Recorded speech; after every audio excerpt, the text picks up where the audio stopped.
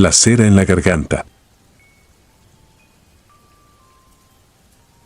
Cuando salí de la universidad, creí que ya estaba listo para enfrentar cualquier cosa relacionada con la muerte. Había pasado años enteros estudiando anatomía, preservación de tejidos, restauración básica y manejo de cadáveres. En mi cabeza, aquel oficio era técnico, casi mecánico. Los muertos no se quejan, no se mueven, no exigen nada. Pensaba que, dentro de todo, era una profesión limpia en su propia oscuridad. Me equivoqué. No empecé en una funeraria formal.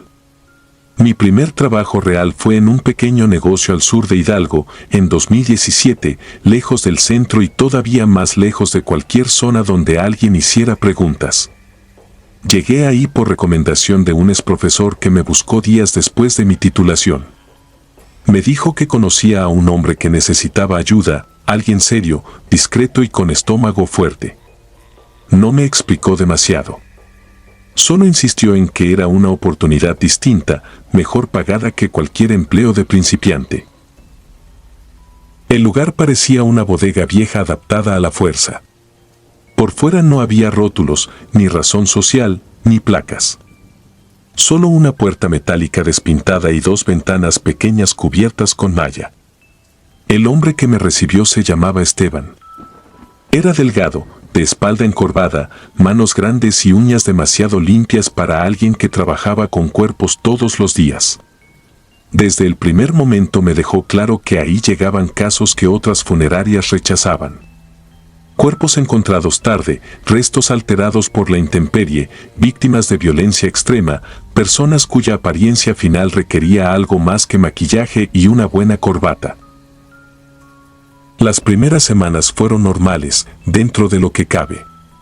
Olor a formol, drenajes tapados, familiares llorando al otro lado de la pared y jornadas que terminaban al amanecer. Vi cosas horribles, pero humanas. Todo podía explicarse. Todo encajaba en el mundo real.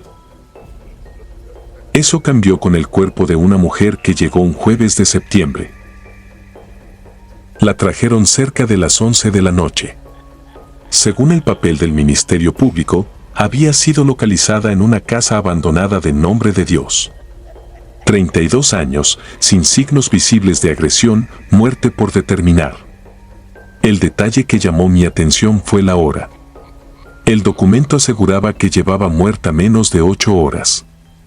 Sin embargo, al retirar la sábana, supe que algo no cuadraba. La piel tenía un tono amarillento, opaco, parecido al de la cera vieja. No estaba rígida como debía, tampoco flácida. Era una consistencia intermedia, extraña, como tocar una vela tibia. Tenía los labios hundidos, las encías retraídas y un olor tenue, dulzón, casi agradable, que no correspondía a un cadáver reciente. Lo peor eran las manos. Las uñas estaban gastadas hasta la mitad, como si hubiera rascado piedra o cemento durante días. Esteban no pareció sorprendido. Me pidió que preparara la mesa, pero antes de comenzar revisó la garganta de la mujer con una linterna. Ahí fue cuando cambió de expresión. No se puso nervioso, se puso serio de verdad, como alguien que reconoce un problema repetido. Metió 2 dedos con cuidado en la boca, tanteó detrás de la lengua y sacó un pedazo delgado de algo amarillento. Lo dejó caer en una bandeja de acero. Sonó duro. Parecía cera. Le pregunté qué era eso. No me respondió de inmediato. Siguió revisando la cavidad oral hasta sacar otro fragmento y luego otro. Cuando terminó, había 5 pedazos irregulares sobre la bandeja, todos con una forma curva, como si se hubieran amoldado dentro de la tráquea. Entonces me dijo algo que todavía recuerdo palabra por palabra: jamás embalsames a alguien que haya tragado luz. Pensé que era una broma miserable, una superstición de viejo. No dije nada, pero él lo notó. Me explicó que no era la primera vez. Cada ciertos años aparecía un cuerpo así, personas solas, halladas en propiedades abandonadas o cuartos tapiados, sin lesiones graves, con restos de cera endurecida dentro de la garganta y una expresión de terror que ni la muerte alcanzaba a borrar. Según él, todos habían intentado apagar algo antes de morir. Yo seguía sin creerle.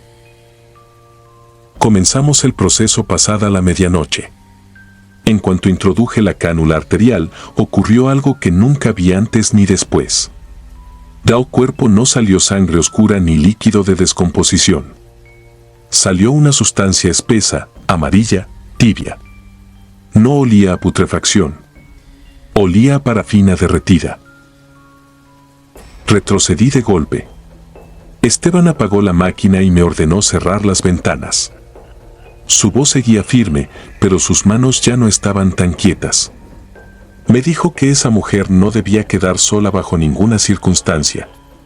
Mientras limpiábamos, empecé a notar pequeños crujidos en la sala, como gotas endureciéndose sobre una superficie caliente. Volteé hacia los pies de la mesa y vi puntos brillantes cayendo del borde de la sábana. Cera. Delgada, fresca, deslizándose desde debajo del cuerpo. Quitamos la sábana de inmediato. La mujer tenía el abdomen levemente inflado.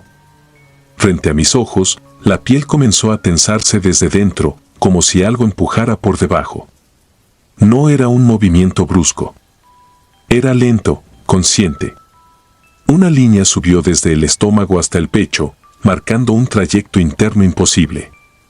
Luego se detuvo en la garganta. La boca se abrió sola. No de manera teatral ni violenta, sino con la naturalidad espantosa de un bostezo. De al fondo salió una llama pequeña, azulada, del tamaño de la yema de un dedo. No quemó la piel ni la tela. Solo flotó un segundo sobre su lengua y se apagó. Pero antes de extinguirse, iluminó el interior de la boca. Vi que no tenía garganta.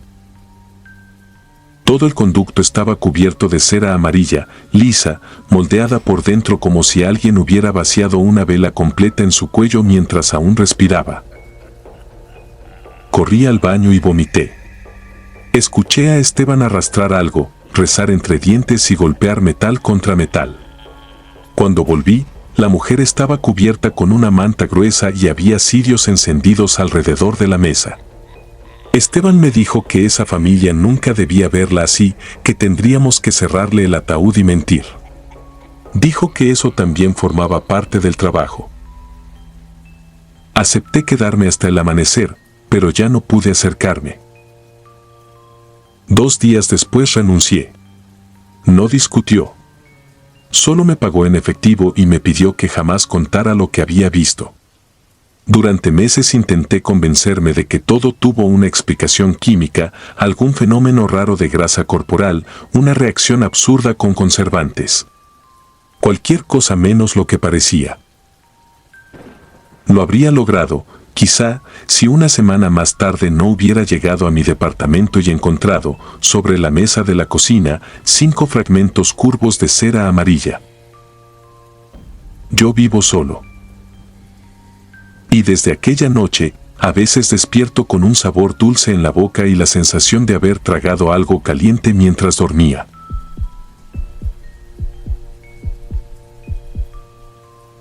El último aliento. Nunca quise trabajar con muertos. Eso es algo que siempre dejo claro cuando cuento esta historia, porque la gente suele pensar que quienes entramos a una morgue lo hacemos por vocación. No fue mi caso. Llegué ahí en 2018, en una clínica pequeña a las afueras de Guadalajara, después de perder mi empleo anterior. No era médico ni forense, era el que limpiaba, acomodaba y en ocasiones ayudaba con los procedimientos básicos de embalsamamiento. Al principio, lo más difícil fue acostumbrarme al silencio. No era un silencio normal. Era uno que parecía tener peso, como si el aire se quedara atrapado entre las paredes. A veces sentía que si hablaba, algo me iba a responder. Todo cambió una madrugada de octubre. Esa noche recibimos el cuerpo de un hombre joven, unos 30 y tantos años. Según el reporte, había muerto en su casa, aparentemente por causas naturales. Nada violento, nada fuera de lo común. Lo dejaron sobre la mesa metálica y me indicaron que lo preparara para el procedimiento. Mi jefe se retiró temprano, dijo que terminaría al día siguiente. Me quedé solo. Recuerdo haber leído el informe varias veces, intentando mantener la mente ocupada. Era una rutina que ya conocía: revisar el cuerpo, preparar los químicos, documentar cualquier detalle. Pero algo me incomodó desde el inicio. El rostro. No era la típica rigidez. No había tensión ni deformación. Era una expresión consciente. Como si el hombre no estuviera muerto, sino fingiendo estarlo. Intenté ignorarlo. Me puse los guantes, encendí las luces auxiliares y comencé a trabajar. Pero cada vez que apartaba la vista, tenía la sensación de que algo cambiaba. No sabía qué, pero lo sentía. Como cuando entras a una habitación y sabes que alguien acaba de salir, aunque no lo veas. En un momento, mientras anotaba detalles en el informe, escuché un leve sonido. Un roce. Volteé de inmediato. El cuerpo seguía ahí, inmóvil, pero su brazo derecho ya no estaba en la misma posición. Me quedé congelado. Pensé que lo había movido sin darme cuenta. Era lo más lógico. Así que regresé a trabajar, tratando de controlar la respiración. Pero entonces volvió a pasar. Esta vez no fue una duda. Vi cómo los dedos se relajaban. No fue un espasmo. Fue lento, deliberado. Sentí un frío que no venía del ambiente. Decidí salir de la sala unos segundos para despejarme. Caminé hacia la oficina y revisé las cámaras de seguridad. No sé por qué lo hice, tal vez necesitaba demostrarme que estaba imaginando cosas. Pero no era así. En la grabación, cada vez que yo le daba la espalda, el cuerpo cambiaba. Pequeños movimientos, casi imperceptibles. Y en un punto específico, algo más. Una sombra. No era una falla de la cámara. Era una figura que se inclinaba sobre la mesa, demasiado oscura para distinguir forma, pero claramente presente. Se movía con lentitud, como si examinara al cadáver. Sentí que el estómago se me hundía. Regresé a la sala con miedo, pero también con una necesidad absurda de comprobarlo. Me quedé en la puerta, sin entrar del todo. El cuerpo estaba quieto. Todo parecía normal, hasta que la luz parpadeó. Fue un segundo. Pero en ese segundo, lo vi. El pecho del hombre se elevó. Un suspiro. No el típico sonido que dicen que puede ocurrir por gases. No. Esto fue profundo, pesado, humano. Como alguien que despierta después de un sueño largo. Retrocedí de inmediato. Mis manos temblaban. No quería acercarme, pero no podía dejar de mirar. Sus labios se entreabrieron levemente y su rostro cambió. Ya no era sereno. Era desesperación. Como si algo dentro de él estuviera intentando salir, pero no pudiera. Salí corriendo. No recuerdo haber apagado nada. Solo sé que dejé todo como estaba y no volví a entrar esa noche. Al día siguiente, regresé con el turno de la mañana. No dije nada. Me limité a observar. El cuerpo ya no estaba en la mesa, lo habían movido a refrigeración. El forense revisó el expediente y frunció el ceño. Dijo que había inconsistencias. El hombre no tenía una causa de muerte clara. No había autopsia completa. Lo habían declarado muerto demasiado rápido. No respondí. Pero algo dentro de mí ya lo había entendido. Esa noche no estaba trabajando con un cadáver. Días después, el cuerpo fue entregado a la familia. Sin más análisis. Sin más preguntas. Nunca volví a ver las grabaciones. Pero hay algo que no he podido olvidar. Cuando ese hombre exhaló, cuando abrió ligeramente la boca, no parecía alguien que estuviera regresando. Parecía alguien que se estaba quedando sin tiempo. Como si hubiera despertado demasiado tarde. Y lo peor de todo es que, desde entonces, a veces cuando estoy completamente solo, en silencio absoluto, escucho ese mismo suspiro.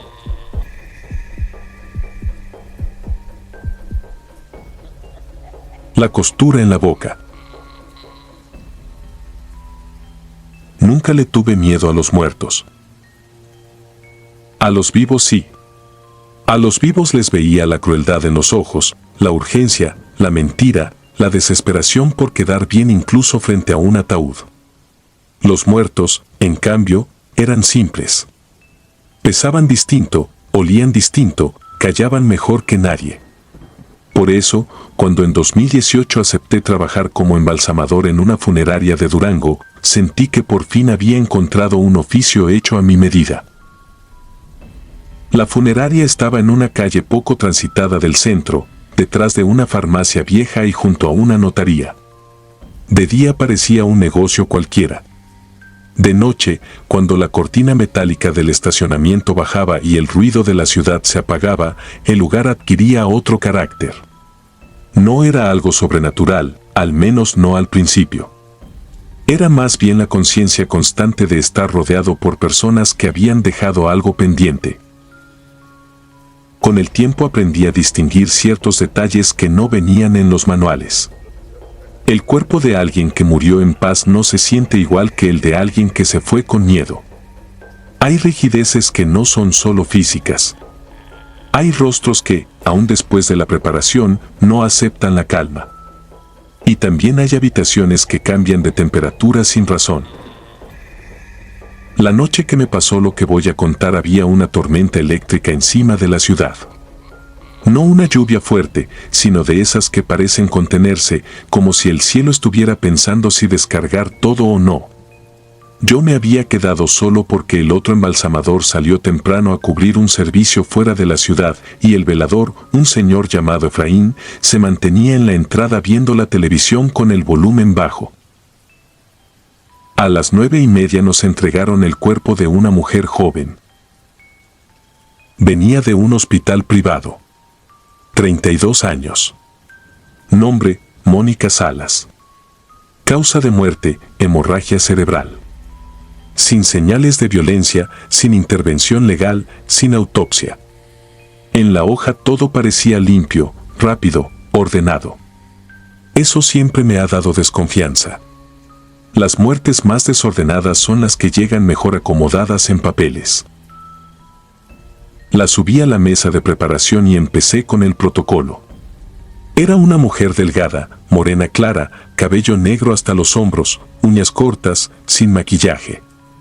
Llevaba todavía un anillo sencillo en la mano izquierda. Lo anoté para entregarlo luego a la familia. Lo primero que me inquietó fue la temperatura. No la del cuerpo, sino la del espacio alrededor de ella. Yo estaba acostumbrado al frío del cuarto, al acero, a los líquidos, a la ventilación. Pero aquello era diferente. Era como meter la mano en agua helada sin mojarse. Una franja de aire inmóvil, pesada, concentrada justo encima de la plancha. Retrocedí instintivamente y la sensación desapareció. Volví a acercarme y otra vez sentí ese golpe de frío en la cara y en el pecho, como si la mujer estuviera acostada dentro de algo invisible. Me quedé observándola un momento. Tenía la boca apenas abierta. No era raro. Tampoco los párpados, que no terminaban de cerrar del todo. Lo raro era la expresión. He visto cadáveres con gestos extraños, pero lo de ella no era una mueca. Parecía estar escuchando. Como si hubiera muerto prestando atención a una voz que seguía hablándole después. Comencé el trabajo. Mientras limpiaba el cuerpo, noté una pequeña marca detrás de la oreja izquierda. No era herida, ni moretón, ni pinchazo médico. Parecía una línea fina, casi como un rasguño antiguo, ya cicatrizado. La toqué con la yema del dedo y sentí una repulsión inmediata, absurda, como si hubiera tocado carne viva. Retiré la mano y seguí trabajando sin darle importancia. A las 10:15 empecé a escuchar un ruido. Pensé que era la lluvia golpeando alguna ventana lateral, pero no. Era más seco. Más rítmico. Una especie de roce tenue, repetido cada pocos segundos. Miré el cuarto, los estantes, la charola de instrumentos, el lavabo. Nada. El sonido seguía. Entonces entendí que venía de la mesa. Me acerqué. La mujer tenía los dientes apretados. Yo estaba seguro de que había dejado la boca entreabierta. Sin embargo, ahora la mandíbula estaba completamente cerrada, tensa, hasta el punto de marcarle los músculos del cuello. Me dije que podía ser un ajuste normal post-mortem.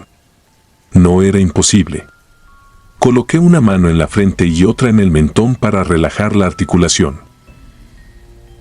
En cuanto la toqué, sentí movimiento dentro de la boca. No un espasmo.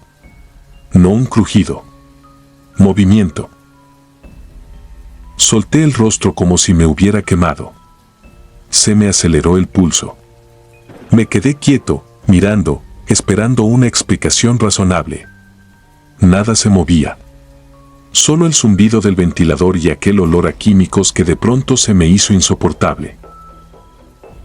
Respiré hondo y seguí. No soy un hombre impresionable.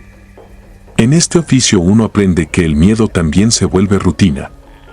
Pero esa noche había algo que no encajaba.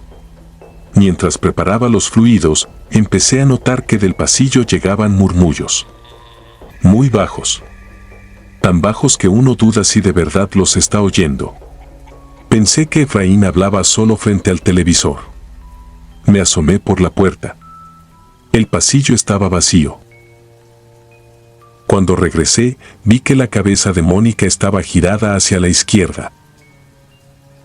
Yo no la había dejado así. Se me erizó la piel. No hice ningún escándalo. No corrí. En este trabajo uno se aferra a la lógica hasta el último segundo. Volví a acomodarle la cabeza, terminé el procedimiento lo mejor que pude y, antes de cerrar la boca con sutura, revisé el interior con la lámpara de mano. Ahí fue cuando vi el cabello. No enredado en la garganta. No pegado al paladar. Cabello cosido en la cara interna de los labios. Tuve que acercar más la luz para creerlo. Varias hebras negras atravesaban la mucosa desde adentro, como puntadas torpes, hechas con prisa. Sentí náusea. Aquello no podía haber sucedido en el hospital sin que nadie lo reportara.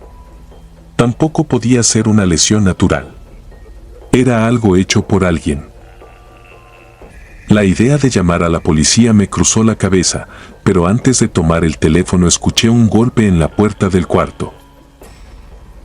3 toques. Secos.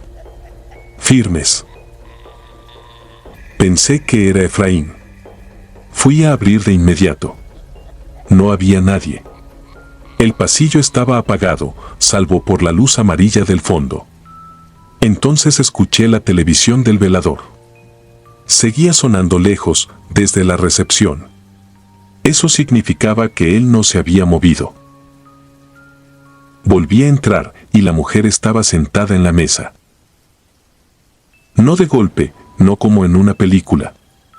Estaba sentada de una manera extraña, vencida hacia adelante, con la cabeza colgando y los brazos a los lados. El cabello le tapaba la cara. Me quedé inmóvil. No sé cuánto tiempo. Tal vez 5 segundos. Tal vez 30. Luego habló. No abrió la boca. Eso es lo peor de todo. La voz salió cerrada, húmeda, como desde una bolsa llena de agua.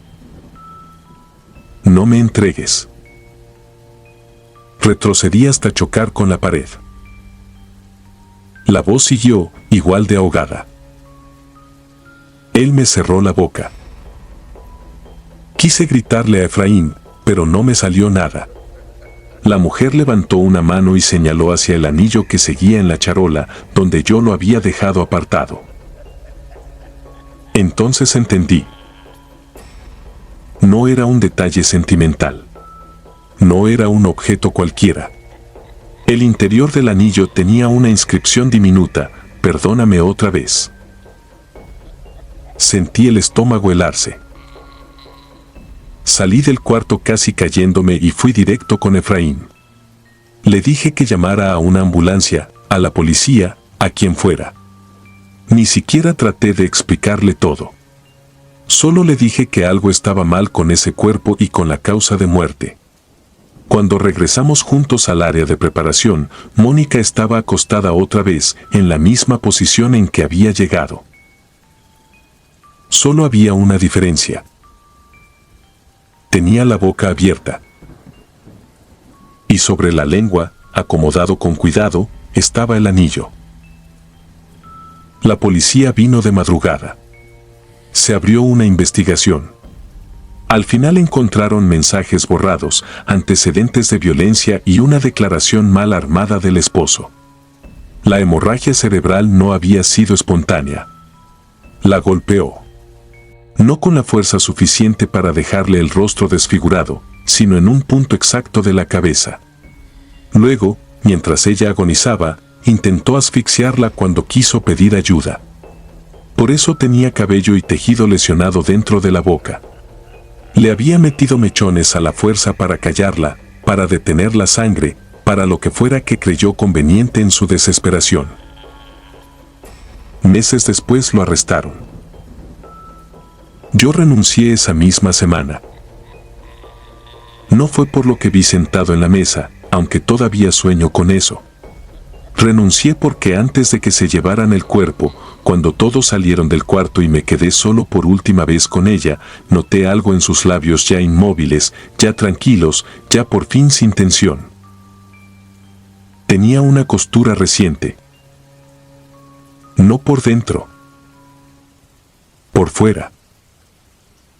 4 puntadas negras cerrándole la boca. Y yo jamás las hice. Suscribirte y darle like ayuda mucho a este canal. Si ya has escuchado mi contenido antes, te ha gustado y estás disfrutando lo que escuchas en este sector, te agradeceré que presiones el botón de suscribirse. Sin más interrupciones, continuamos. La rigidez que respira. Mi nombre no importa tanto como lo que hago. En 2019 heredé el turno nocturno de la funeraria familiar en un pueblo de Veracruz. A diferencia de mi padre, que siempre evitó trabajar de noche, yo aprendí a soportar el silencio pesado de la madrugada, ese que no es ausencia de sonido, sino una presencia constante. Llevaba apenas 2 años como embalsamador cuando ocurrió lo que me hizo entender que no todos los cuerpos están vacíos. Aquella noche recibimos el cuerpo de un hombre de unos 40 años. No era un cliente habitual, la mayoría eran ancianos, muertes esperadas, despedidas tranquilas. Pero él no. Venía acompañado por su madre, una mujer ya muy mayor, con los ojos hinchados y la voz rota. Apenas habló. Solo pidió que su hijo se viera en paz. El informe era claro: suicidió. Había muerto desangrado dentro de su habitación. Cerró la puerta, bloqueó la entrada y se dejó ir lentamente. Cuando terminé de leer el reporte, sentí una presión incómoda en el pecho. No tristeza, algo más denso, como si la historia no hubiera terminado. Cuando los camilleros se fueron, me quedé solo con el cuerpo. Lo saludé en voz baja, como siempre hago. No es costumbre, es respeto. O eso pensaba. Comencé el procedimiento, preparando los instrumentos, verificando la rigidez. Algo no cuadraba. El cuerpo estaba demasiado tenso. No era el rigor mortis normal, era como si cada músculo estuviera endurecido por voluntad propia. Intenté insertar la aguja en una vena principal. No pude. La presión hizo que la aguja se doblara ligeramente. Pensé que era mala calidad del material. Cambié de herramienta, respiré hondo e intenté de nuevo. Lo mismo. Era como intentar perforar algo que se resistía activamente. Me detuve. Masajeé el brazo para relajar el tejido. Nada. La piel no cedía, no respondía. No era natural. Fue entonces cuando sentí el cambio en el ambiente. El aire se volvió frío, pero no de manera uniforme. Era como si el frío viniera de un solo punto, concentrado, observándome. Levanté la vista lentamente. En la esquina del cuarto había algo. Al principio pensé que era una mancha en mis lentes. Me los quité, los limpié, volví a mirar. Seguía ahí. No era una figura clara. Era como una densidad en el aire, una acumulación de sombra, como si alguien estuviera sentado ahí, pero sin forma definida. Sin rostro. Sin límites precisos. Me quedé inmóvil. No sentí miedo de inmediato. Sentí curiosidad, una curiosidad equivocada. Tomé el expediente y leí el nombre del fallecido. Pablo. Lo dije en voz alta. La cosa se movió. No caminó. No cambió de forma. Simplemente se orientó hacia mí. Como si hubiera girado la cabeza sin tener cabeza. Sentí un vacío en el estómago. Pablo, repetí, más bajo. El frío aumentó. No estaba imaginando eso. Miré de reojo el cuerpo sobre la plancha. Y fue ahí cuando entendí lo peor. El brazo que había estado rígido, estaba ligeramente flexionado. No de forma natural. No por relajación. Era una posición distinta. Retrocedí un paso. Mi mente intentaba encontrar lógica, cualquier explicación. Espasmos post-mortem, contracciones, pero eso no encajaba. No después de tantas horas. Volví a mirar la esquina. La sombra ya no estaba sentada. Estaba más cerca. No supe en qué momento se movió. Mi respiración se volvió corta. Intenté convencerme de que era estrés, cansancio. Pero entonces escuché algo. Un sonido húmedo. Volteé. El cuerpo estaba respirando. No como un vivo. No con ritmo. Era una especie de succión irregular, como si algo dentro intentara recordar cómo hacerlo. Y entonces, los dedos se movieron. No fue un espasmo. Fue lento. Intencional. La sombra estaba ahora junto a la plancha. Y en ese instante entendí algo que me heló más que el frío del cuarto. Eso no estaba separado del cuerpo. Era lo mismo. O peor, era lo que aún no se había ido. El pecho del cadáver se elevó otra vez, más fuerte. La boca se abrió apenas, dejando escapar un sonido que no era aire, era como un intento de voz atrapada en algo que ya no debía hablar. Quise salir. Lo intenté. Pero mis piernas no respondían. La sombra se inclinó sobre el cuerpo, y por un segundo vi un rostro. No en la esquina. No en el aire. En el reflejo metálico de los instrumentos. Un rostro desesperado, torcido por el dolor, como si siguiera atrapado en el último momento de su muerte. Y entonces el cuerpo golpeó la plancha. Una sola vez. Suficiente para despertarme. No sé cómo salí de ahí. Solo sé que cuando regresaron mis padres, yo estaba sentado en el pasillo, temblando, sin poder hablar. El cuerpo estaba otra vez inmóvil. Como si nada hubiera pasado. Pero desde esa noche dejé de decirles palabras a los muertos. Porque ahora sé que algunos todavía escuchan. Y peor aún, que algunos no se han ido.